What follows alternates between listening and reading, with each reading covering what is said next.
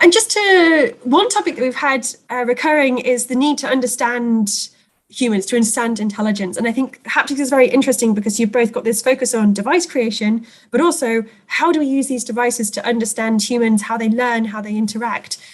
I'm just wondering, perhaps starting with you, Alison, what's your thought on this need to develop haptics to understand humans, but also just at a device level? How can we create these embodied solutions? How do you balance those? Yeah, that's a great question. I guess we sort of do them in parallel. I guess we try to do all of it because it is, and I think Ilana can speak to this really well also, like it is really important for neuroscientists and psychologists to have tools to probe and understand humans in ways that more traditional experimentation cannot. And at the same time, we need to have that information in order to do the design. And so we try to go across the spectrum. I just wonder about any of the other panelists. I think Thrish and Dana and Ilana, how they fit into your talks and your perspective on this need to understand intelligence versus creating devices that show it. If I says, I mean, from my work, our primary focus is to understand the human side, and then the robot is a byproduct. So mostly, for example, to understand how the tendons feel, or versus cutaneous sensors feel given a task, right? So for different tasks, like different sensory modalities are more important than others. And then robotic counterparts are super important to understand this, because we know what went into the robot, what we controlled, what we didn't control, where we place the sensors, and then we know exactly the dynamics, kinematics. So the biological counterpart is very complex with millions of things happening. So a robot is a very abstracted way of understanding the baseline features, and then we can infer what might be happening in the biological counterpart. But by trying to do these things, you inadvertently end up making a good robot. So it's a byproduct of what we're doing. Dana, sorry. Yeah, I also want to add a few thoughts. Alison, hi, good to see you. So I worked with Alison on haptics a while ago, and now that in my group we are building, different kind of wearables that go inside the body. The back of my mind, I sometimes wonder, what's the haptic side of that work? And there is a little bit of haptics because we do, well, not in the sense that, Alison and the community sees it, but the robots do interact with tissues in a mechanical way, sometimes in an electrical way, sometimes in a chemical way. And it's really interesting still, what is that kind of language to speak to those tissues, not just for the efficacy of a therapy, but also to fool it, because, Alison was talking about illusions. And so we have this kind of body reaction, inflammatory reaction, where the body tries to kind of isolate the implantable device and sort of attack it in so many ways, even if we are there for good reasons. But yeah, how to use those kind of cues to fool the body and make it understand that this is almost like its own part of the body reacting to improve some things there in a therapeutic way.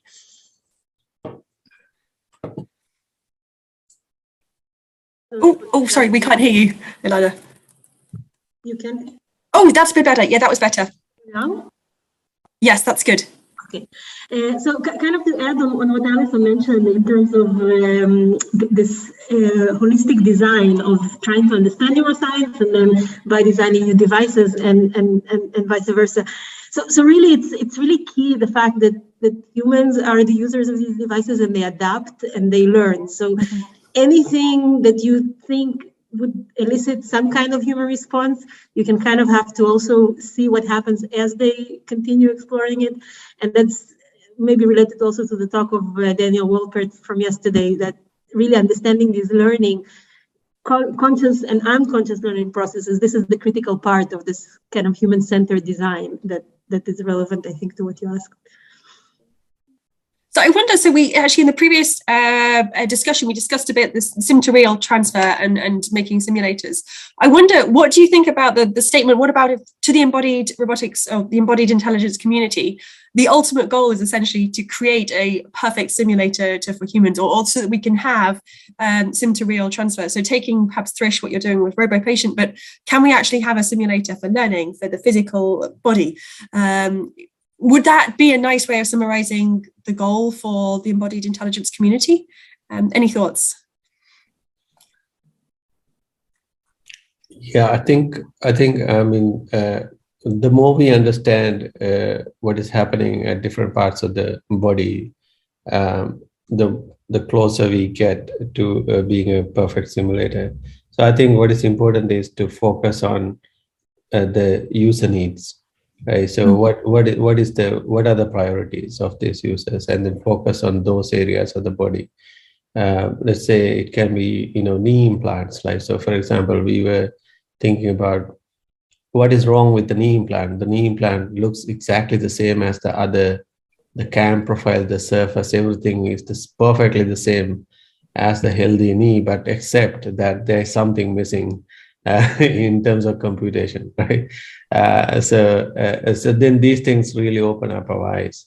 And then when we try to understand deeper into it, and then we end up making a better knee implant and a simulator. So things like that, right? So, and starting from problems, starting from human needs or user needs, we can go back and then, go deeper into these things and make better simulators. Not a perfect 100% human body. I don't think it is a requirement, or is it possible? Just to follow up what Josie said, I think rather than doing computer simulation, it's probably more interesting to see physicals, the physical twins, right? We're trying to understand, based on Alison's talk, trying to understand how human perception works and how we can replicate it in a physical format by using robotic technologies. I think that's a real challenge, and I really don't know which part is actually possible to replicate. I think to some extent we can do the physical twins of our haptic tactile perceptions, but I think replicating physical format in the robotic technology, I think that's a real interesting challenge, and that's what partly the Thrish trying to do and Dana trying to do, and that's something we want to have a bit of views from different people. So maybe one related to. Oh, go ahead, Elsa. Go ahead, Alana. No, go ahead. Lana. Oh, okay. So maybe one thought is, when you're thinking about this embodied community and embodied intelligence community in the context of simulation or any kind of haptic interaction, I think what is also important to remember is this. When we're talking about perception, this is what I'm thinking about when I think about intelligence. And then when I'm thinking about embodiment, I'm thinking about the action. And they so often don't go together. So Alison mentioned this illusion of having to be compelled to move versus perceiving where to move. And these are two really distinct aspects. And they can sometimes different stimuli optimize each of them. And I think it's important to remember both of them. Mm-hmm. Alison, sorry, I thought you said something to say. Right. Yeah, I was just going to say that. So I think, we talked about a lot of different types of sort of digital or physical twins. I think that, so this is a huge challenge in the haptic community, is that I feel like we have to do psychophysical experiments or performance-based experiments for everything, right? Study after study. Tons, we have to get practically a PhD in statistics in order to analyze the data. And if we just had principles that we could understand that would drive device design, or maybe drive, a virtual or physically modeled human that not only had the same kinds of mechanoreceptors and biomechanics, but also the same types of reactions, if we can interpret emotional reactions or reactions, performance or learning. I just feel like we're so far away from understanding human perception. Maybe some of the closest that we get to that is work. I talked about brain-computer interfaces for a bit, but that was all going out, right? We were just measuring out and then providing physical feedback, but there's work from Slimane Benzmaya and a few others that are actually stimulating the brain, mostly on monkeys, but some on humans. It's hard to ask monkeys what they're feeling. So, we may be getting towards that by the actual, electrode array brain stimulation to understand perception, I guess, at a more, computational level. We could get there, but it's really hard right now because there's so much that we don't know. So we run a ton of human subject experiments. Yeah. I can follow up on Alison's point. And in haptics, I think the other challenges, if you want to exploit the subjectivity or the cultural context, how would you sort of simulate that? And then going to my own work, similar to what Alison said, I also feel that there is a lot of unknowns and a lot of science to dig in. And so the robots that we are using, they are in large part tools to find out more science that we can later embed into simulators. And there's very little that we can rely on to kind of design better control or interactions. I'm wondering actually, so Dana, your work, obviously you're looking at in vitro inside the body, and there's some information you can gain there about the body that perhaps we can't outside the body, whereas Alison with haptics and again, Thrish, I guess you're doing a little bit of both. Do we see, I guess it's haptics, very much touch, isn't it? But could these come together? I mean, if we think of the idea of a cyborg, it's both in vitro and out of body kind of interaction somehow. Could we think of haptics as going towards, or understanding bodies as moving towards in vitro sensing and actuation? Are there any ethical issues with that, or is that a bad direction to go in? Dana, maybe, or Thrish, actually. Sorry, yes, Thrish. This is why I use robotic counterparts, right? Yes. Yeah, palpation is a great example. So yeah, it's very difficult to, because the thing is, action and perception are coupled very at an embodiment level. So take our spindles and tendons. They are part of the muscle, right? So it is the fibers are shared in the actuator. So you cannot disentangle at an embodiment level, sensors and actuators. So in robotics, like, okay, there's this serial connection, sensing, thinking, action. But if you take that paper and wrap it around to a cylinder, that is pretty much what is happening in the biology, right? So you can go either way. So when you're a cylinder, it is multiple ways you can go, the loops. So that is why, people inherently take action to perceive. So let's say if you want to estimate the weight of something, you will never hold the object. You will bob it up and down. You will move it around, right? And then that is principally because this coupling is there, entanglement is there. So I want to have a bit deeper discussion about this, and I partially agree with you that action and perception coupled, but not always, right? Alison, the example, I think mostly they're not really action. Humans not taking actions, rather passively sensing what the stimulus you get. And I'm curious about Alison's opinion about this, because I think we're just looking at because human actions are very important, as Thrish says, that we have all this afferent copy, and so on, that we can see if we move and we cannot see if we don't move. But the opposite is true, right? And Thrish is talking about one aspect, Alison is talking about the other aspect. Are they kind of different things we're looking at, or are we talking about the same thing? I'm just trying to understand what's actually the flip side of the human perception here.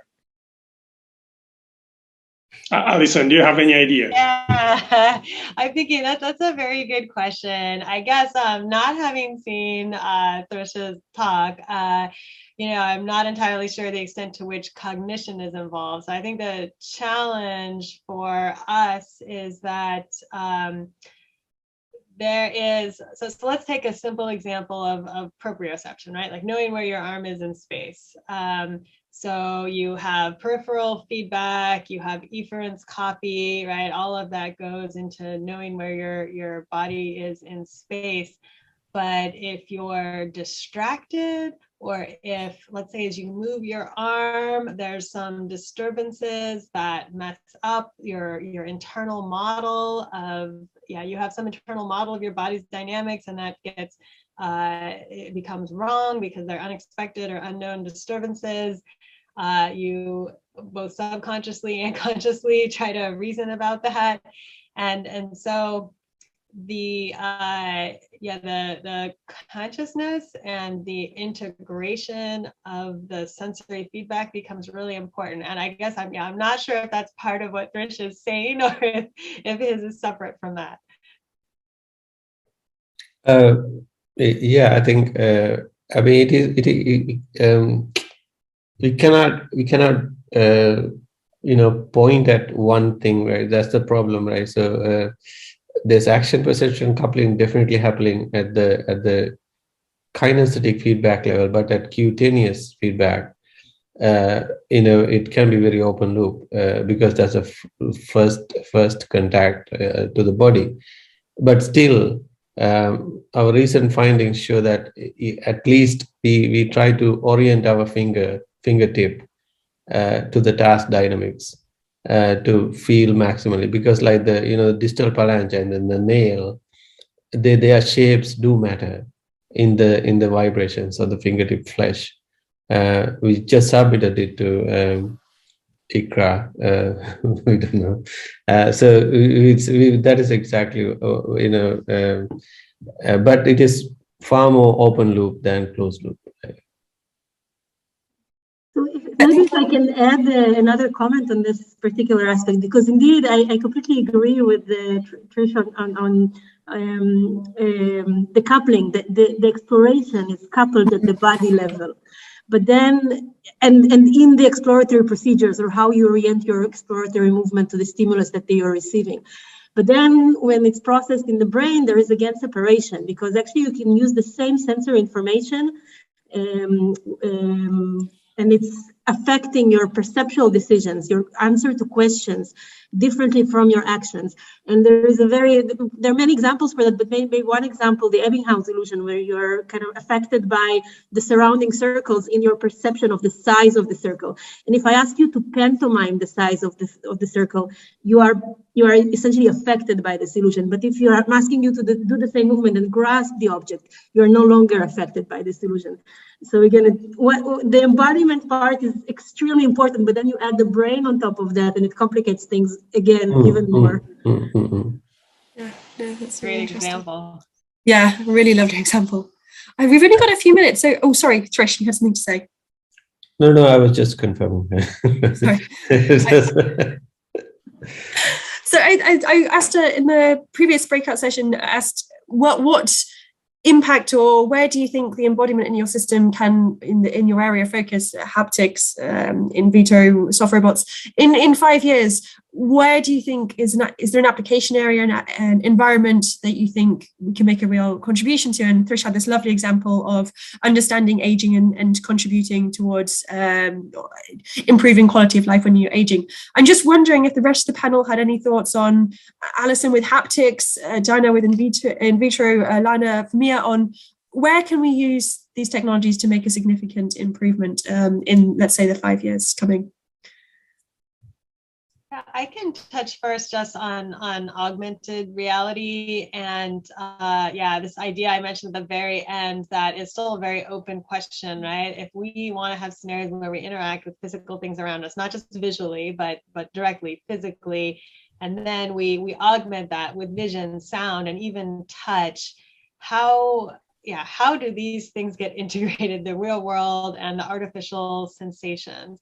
With vision, it's still difficult, but it's relatively simple, right? Because yeah, you have these overlays and they can be transparent or not. But with haptics, like I was saying, this sort of idea of getting real haptic feedback and artificial haptic feedback in parallel, there are big questions, I think, about how people will interpret this information. And in terms of like sort of the goodness for humanity in that, augmented reality is used for training, I think being able to help people, ramp up more quickly on tasks that require both physical and cognitive skills is something that augmented reality will be able to do better and better. But the physical part is lacking, and we need to understand how to bring that in. Any other thoughts from anyone? I can continue with the direction that Alison mentioned. So training, especially in medical personnel training, I think it's very relevant for what Trish is doing, because it's still an unsolved challenge, and our surgeons and physicians are not receiving a good quality enough of training. And these systems, once they become with the right embodiment, they will be more effective in getting the right results. And also rehabilitation, and even kind of training for healthy aging, even balance training or anything that would require that will help you to be more active at home, with the development of wearable technology like the ones that Alison is developing is really, I think, key. Yeah, that's very exciting. Brilliant. Well, thank you again to Alison for your wonderful plenary talk, and also for the rest of the speakers and the panelists. We've had a huge amount of content today, building on yesterday. So a lot to think of, but some really interesting thoughts, questions, and I think reflections to be made. So thank you all very much. So just a reminder, we start for the final session tomorrow at 8:45. All the recorded sessions from this morning are now online, so you can watch those and catch up if you'd like to. And the remaining from today should be up, hopefully by this evening. So please do have a look at those and catch up if you would like to. And other than that, we now have 3 breakout rooms. One on learning and development, the second on morphological computation, and the third one on applications and use cases. So please do stay around and join those. And if not, we will see you tomorrow. And just thank you once again to all our speakers.